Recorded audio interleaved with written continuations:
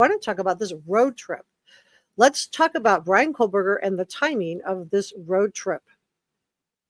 So a lot of people are wondering when Michael and Mary Ann Kohberger planned this road trip.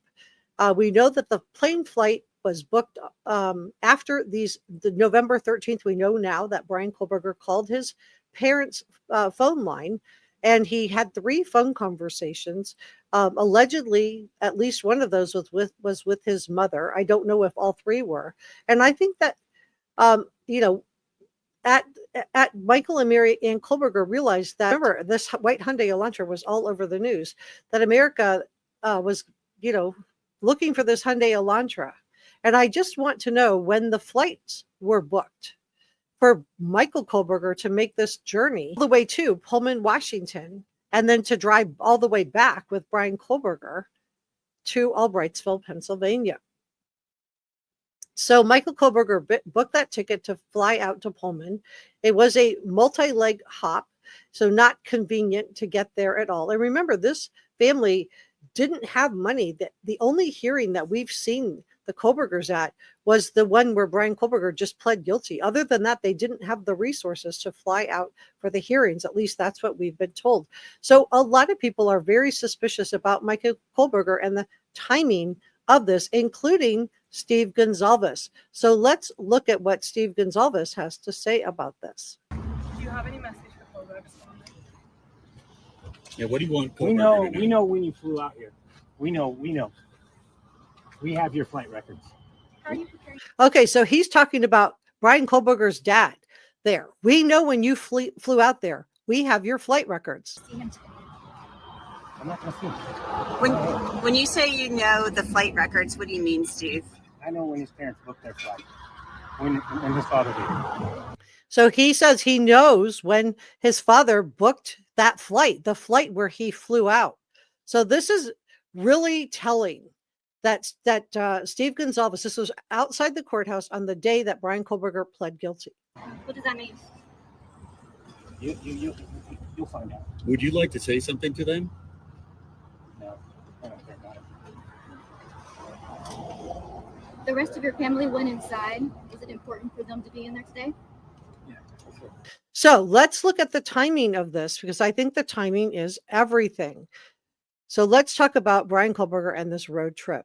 Now, according to Howard Blum, he wrote a book called When the Night Comes Falling. Now, this was a requiem for the Idaho student Schmurders, discusses Bryan Kohberger and his father, Michael Kohberger, and their connection to the Idaho case and the trip that Michael made from Albrightsville, Pennsylvania, all the way across the country to Pullman, Washington. So key points from Howard Blum's perspective is one, Howard Blum is an investigative reporter, and he followed the case closely, and he highlighted the cross-country trip that Michael and Bryan Kohberger took.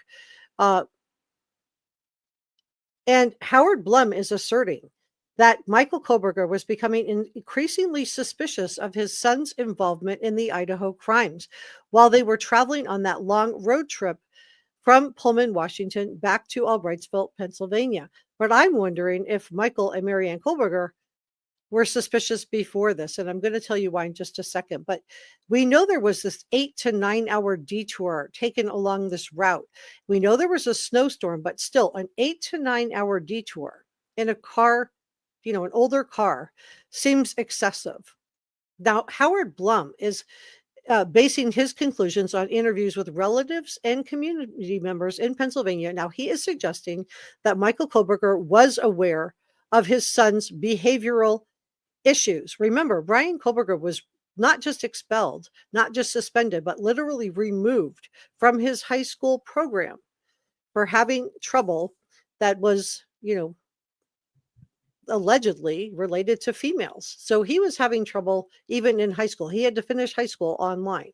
So Howard Blum's book indicates accounts from close sources to the family, indicating that Bryan Kohberger's his sister voiced suspicions to their father, Michael, and that Michael could not confront the possibility of his son's involvement. And now we're hearing, according to sources from the DT show, that it's believed that the sister was voicing suspicions to Michael and Marianne Kohberger, not when Bryan Kohberger came to visit, before Michael flew out for this trip. So again, when was this trip booked?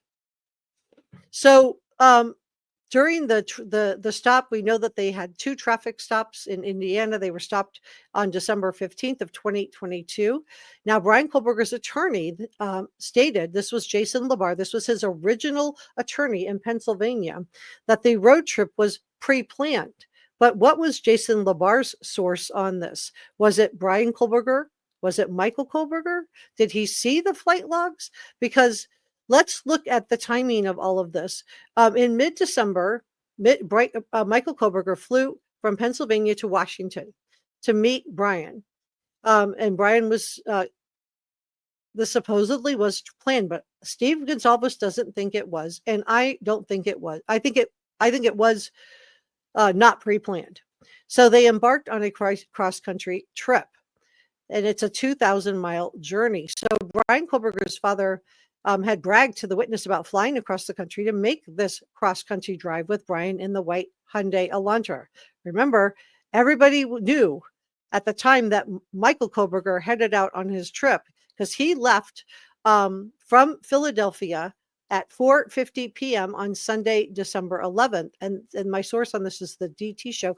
And this means that Michael Kohberger would have arrived in Seattle on Sunday, December 11th at 7:58 p.m., but there was a weather delay. So instead of going to Seattle, Michael Kohberger arrived in Spokane on Monday, December 12th at 9:34 p.m. And according to the DT show, a very important morning on December 13th, they were driving from, this is when they began their trip from Pullman and headed back across the country on this 2,000-mile trek to Albrightsville, Pennsylvania. So let's talk about, and we're going to look at Bryan Kohberger's new prison home. I saw some photos in a news article and I went and downloaded some more for you. So we're going to look at where Bryan Kohberger is going to be living in just a moment. So please stay with me. But so Bryan Kohberger, when was this a teaching assistant job really supposed to end? And this is where I do want to pull this up. Okay. So I found his academic record at WSU. And according to this record, you can see here that in December, and remember that the finals were December 13th through the 19th. And remember, they were pulled over in Indiana well after this. Now, Bryan Kohberger was a teaching assistant. So his duties as a teaching assistant would have been to help administer finals and to help grade papers. But yet, here they are. They left on the 13th of December. Wouldn't Bryan Kohberger also have had finals to take because he was a PhD student? And so they left before the finals, and this is the fall, the classes ended on December 15th. They were already being pulled over in Indiana when classes were supposed to end. And winter break wasn't until December 22nd. So this is where I think that there is a problem with the timeline. That the source for the supposedly the trip planned was Bryan Kohberger's very first attorney, Jason Labar. He was his attorney in Pennsylvania prior to Bryan Kohberger being extradited to Idaho. And I'm assuming that Jason's source for this, attorney Jason, would have been either Bryan or Michael Kohberger. I don't think he saw the flight logs. Steve says he knows when Michael really bought these tickets. So here's where it really gets interesting. So Michael Kohberger, according to the DT show, and he says he has a source, I think it is Steve Gonsalves, in my opinion. It's just my opinion. But he says that Michael Kohberger purchased his ticket to travel from Albrightsville to Washington on December the 10th. Remember, Kaylee, Maddie, Ethan, and Xana were all done away with on November 13th.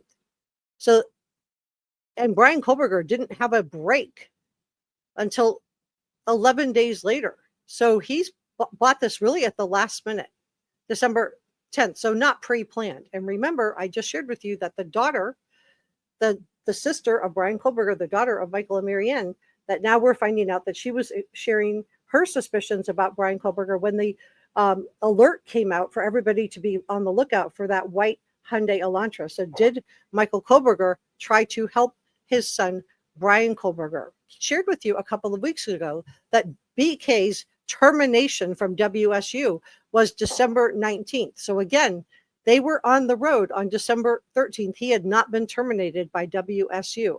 And my sourcing on that was News Nation. And I also thought this was a red flag because I thought this was on the university's part, that the exact same day that Bryan Kohberger is identified as a suspect, December 19th. And we know this because of Bill Thompson, the prosecutor, talking about the AT&T records. That they couldn't request them before December 19th. So that was the first day that he was identified as a suspect. So, but meanwhile, Michael Kohberger makes these plans to come and get Bryan Kohberger on the 10th. So not pre-planned at all. I think that it is very suspicious. The other thing that we've heard repeatedly is that Mary Ann and Michael couldn't travel to Bryan Kohberger because of their financial issues. So how did they have the money to book that flight on December the 10th to leave on the 12th? You know how much last minute flights cost, and to drive back with Bryan Kohberger on this multi-day trip, 2,000-mile trip from Pullman, Washington to Albrightsville, Pennsylvania, with this 8 to 9 hour detour. So was Michael trying to help Bryan get back with this Hyundai Elantra without causing or raising the alarm? Being that Bryan Kohberger was informed about, being let go from his teaching position on December the 19th, and just seeing what Steve Gonsalves said, because Steve Gonsalves clearly said outside the courtroom, quote, they know, when Michael Kohberger booked his flight, implying that the parents of Bryan Kohberger probably knew more about what was going on with their son, or at least were suspicious and wanted to make sure he got back to Albrightsville. And a lot of people feel like this is giving them, Roberto and Chris Laundrie vibes. For those of you that don't know, Brian Laundrie did away with Gabby Petito. After he did away with her, the next day he hiked up and called his parents from a payphone. Within an hour of that phone call, his parents had hired him an attorney, and Brian Laundrie drove back from Teton all the way back to Florida, to Northport, Florida, with Gabby's van, with Gabby's credit card, without Gabby. Oh, and he had Gabby's telephone. So a lot of people are wondering if there was some enabling going on here. If you haven't subscribed, please hit the subscribe button. It's free and it helps me out a lot. Give this a thumbs up and drop me a comment. Let me know what you think about all of this in the comment section below. And I look forward to seeing you next time.